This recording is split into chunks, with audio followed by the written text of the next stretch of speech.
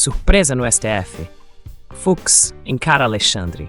Preparem-se, porque o ministro Luiz Fux deu início a uma verdadeira tempestade judicial diante do influente Alexandre de Moraes. Os acontecimentos nos bastidores do Supremo são inacreditáveis. Antes de seguirmos com essa revelação explosiva, não se esqueçam de deixar seu like, ativar o sininho e se preparar para um verdadeiro turbilhão legal. Fux informa a Moraes que sugerirá uma pena reduzida para a mulher que pichou estátua do STF. O ministro Luiz Fux, do Supremo Tribunal Federal, anunciou nesta quarta-feira, 26, a intenção de rever a pena imposta à cabeleireira Débora Rodrigues dos Santos, que foi condenada a 14 anos de prisão por sua participação nos eventos de 8 de janeiro de 2023. Débora utilizou batom para escrever "Perdeu, Mané" na Estátua da Justiça, em frente ao prédio do STF. Alexandre de Moraes, relator do caso contra a cabeleireira, votou pela condenação, estipulando a pena de 14 anos de prisão e uma multa. O ministro Flávio Dino concordou com o relator, mas o julgamento foi interrompido após Fux pedir vista, que é um procedimento utilizado em tribunais e outros órgãos colegiados, quando um dos juízes, ou ministros, solicita mais tempo para analisar melhor um processo antes de proferir seu voto. Durante o julgamento de uma denúncia contra o ex-presidente Jair Bolsonaro por uma suposta tentativa de golpe, Fux mencionou seu pedido de vista no caso de Débora. Justiça não é algo que se aprende, é algo que se sente. Eu vou fazer revisão da dosimetria.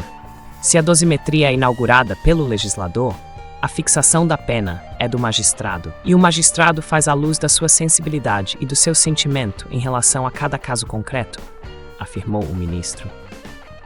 Confesso que em determinadas ocasiões me deparo com peça exacerbada e por isso pedi vista do caso. Quero analisar o contexto em que essa senhora se encontrava, adicionou. Nós julgamos sob violenta emoção após a verificação da tragédia do 8 de janeiro. Eu fui ao meu ex-gabinete e vi mesa queimada, papéis queimados.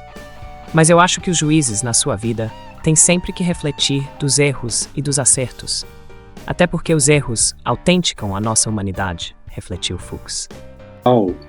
E aqui o ministro Alexandre de Moraes citou um caso que eu pedi vista recentemente, do caso do batom.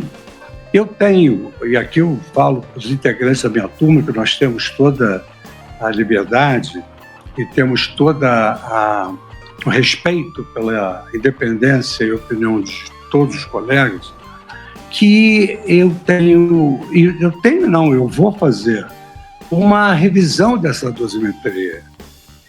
Porque se a dosimetria ela é inaugurada pelo legislador, a fixação da pena é do magistrado.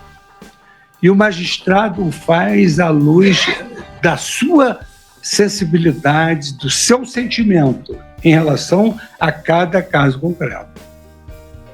E o ministro Alexandre, com o seu trabalho, ele explicitou a conduta de cada uma das pessoas. E eu confesso que, em determinadas ocasiões, eu me deparo com uma pena exacerbada. E foi por essa razão, ministro Alexandre, dando uma satisfação a Vossa Excelência, que eu pedi vista do caso, desse caso. Eu quero analisar o contexto em que essa senhora se encontrava. Eu quero analisar.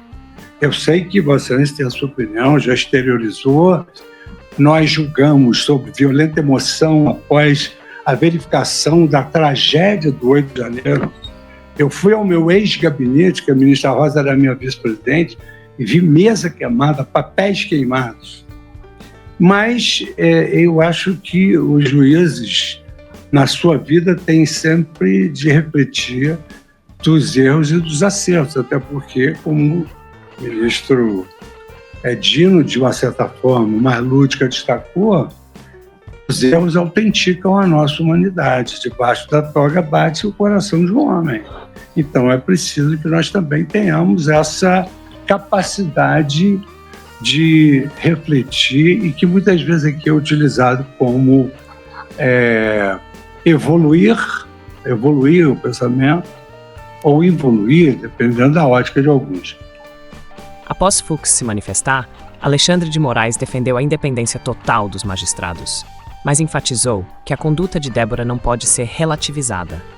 É um absurdo as pessoas quererem comparar aquela conduta de uma ré que estava há um tempo dentro dos quartéis pedindo intervenção militar, invadiu junto com toda a turba e, além disso, praticou esse dano qualificado com uma pichação do muro. As pessoas não podem esquecer, relativizar, destacou Moraes. Temos que admitir os fatos. Não foi uma simples pichação. Houve toda uma manifestação anterior de aderir à tentativa de golpe de Estado, de ficar nos acampamentos e de invadir junto com os demais e pichar, reforçou Moraes. Débora foi detida em 17 de março de 2023. E, ministro Fux, em relação ao batom, obviamente, Vossa Excelência me conhece e eu defendo a total independência de cada um dos magistrados.